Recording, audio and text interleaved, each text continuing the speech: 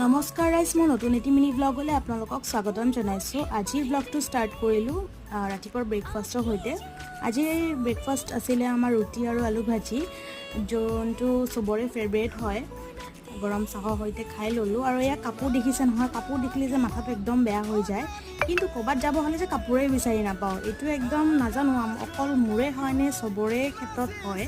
ক'ৰবাত যাব হ'লে যে কাপোৰে নাই, সেইটো লৈ যে কিমান গালি খাওঁ ৰাইজ।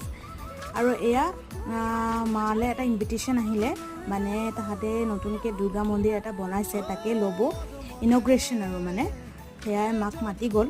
মন্দিৰটো খুব ধুনীয়া হৈছে আৰু পূজাটো আহি পালেহি, সেইটোভাৱে মনটোও ভাল লাগিছে। আৰু এতিয়া মা যাব লৈছে এটা মিটিঙত, সেইবাবে মই অকণমান মাক হেল্প কৰি দিলোঁ। আৰু এতিয়া ইভিনিং হৈ গ'ল, মই চাকিটো দি ল'লোঁ। ভালকৈ দিব পৰা নাই ইমান দিন, কাৰণ আমাৰ খুৰাৰ এজনী ছোৱালী হৈছে। আৰু ইভিনিংকৈ এটা মই স্নেক্স বনাইছোঁ, আপোনালোকক ৰেচিপি দিম বাৰু। আজিলৈ মানে